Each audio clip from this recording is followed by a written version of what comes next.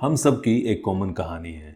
हम लोग डाइटिंग करते हैं, जिम में मेहनत करते हैं, लेकिन फिर भी ये पेट की चर्बी कम होने का नाम ही नहीं लेती।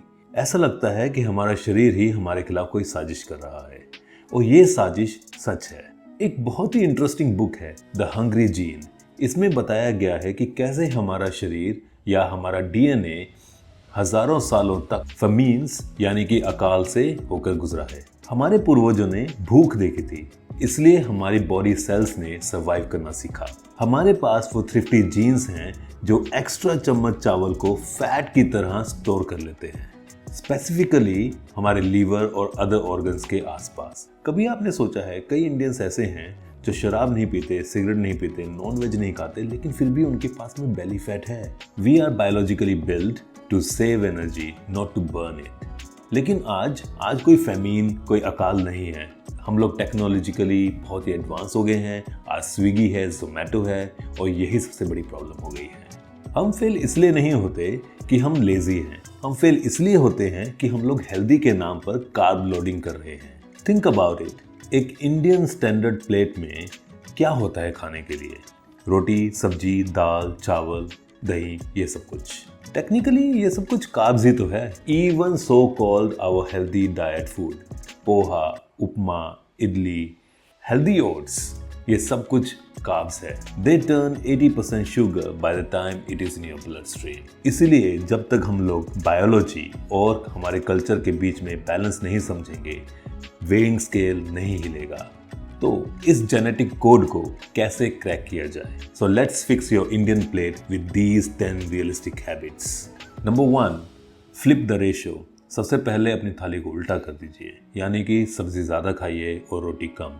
इसका मतलब ये होता है कि आप अपनी प्लेट में फाइबर ज़्यादा कीजिए और ग्लूकोज कम। Number 2, the protein pivot. Indian meals are protein starved, इसलिए आप अपनी प्लेट में हर मील में प्रोटीन ऐड कीजिए, यानी कि पनीर, सोया, अंडा, चिकन, जो भी आप खा रहे हैं वो खाइए। नंबर 3, द शताब्दी रिचुअल। इसे मैं शताब्दी रिचुअल क्यों बोलता हूँ? इसका मतलब ये है कि आप पोस्ट मील वॉकिंग कीजिए, 1000 कदम खाना खाने के बाद चलिए। इससे क्या होता है कि आपके ब्लड शुगर स्पाइक्स जो खाने के बाद होते हैं वो फ्लैट हो जाएंगे। Number 4, stop drinking your fruit. आपको जूस नहीं पीना है। जैसे ही आपने जूस पिया, शुगर लेवल बढ़ता है, इसलिए आप होल फ्रूट खाइए।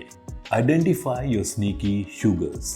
चाय में चीनी कम डालिए, डाइजेस्टिव बिस्कुट ना खाइए, आपकी सो कॉल्ड हेल्दी ग्रेनुला बार्स को भी बंद कर दीजिए।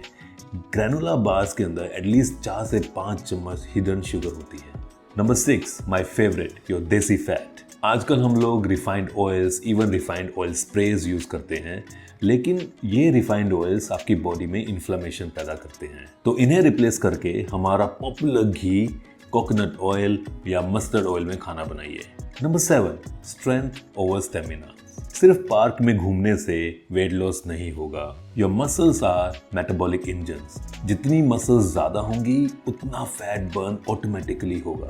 इसलिए आप कोई भी मस्कुलर वर्कआउट कीजिए, चाहे आप घर पे होम वर्कआउट कर रहे हैं, ग्राउंड वर्कआउट्स कर रहे हैं, use the bands, use small dumbbells. Number 8, the 7 PM sundowner. हमारे शरीर के अंदर इंसुलिन सेंसिटिविटी रात को कम हो जाती है, इसलिए कोशिश करें कि रात को या 6 बजे के बाद खाना ना खाएं।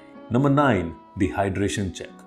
कई बार हम लोगों को लगता है कि हमको भूख लग रही है, लेकिन असल में प्यास लगती है। इसलिए अपने पास में एक बोतल पानी की जरूर रखें। जब भी आपको लगे कि भूख लग रही है या प्यास लग रही है, तुरंत उस पानी को पीजिए। Number 10, the stress factor. आपकी बॉडी जब स्ट्रेस होती है तो कोर्टिसोल बनाती है। ये कोर्टिसोल सीधा आपके बेली फैट को होल्ड करके सिर्फ 5 मिनट या 10 मिनट के लिए प्राणायाम या मेडिटेशन कीजिए। ये आपके स्ट्रेस लेवल को कम करेगा, और ये उतना ही जरूरी है जितना आप ट्रेडमिल पे दौड़ते हो। दोस्तों, वेट लॉस कोई सजा नहीं है, ये आपको अपने पूर्वजों से मिले इस सर्वाइवल मोड को चेंज करने का या अपग्रेड करने का एक तरीका है। आप लोगों को ऋतिक रोशन या सलमान खान जैसी बॉडी बनाने की कोई जरूरत नहीं है। It's about feeling like a power house under your own skin. तो कल से आप क्या चेंजेस लेकर आ रहे हो, ये मुझे कमेंट में बताओ, और हम लोग मिलकर इस इंडियन मेटाबॉलिज्म को रीसेट करते हैं। तब तक के लिए स्टे फिट, स्टे स्ट्रांग।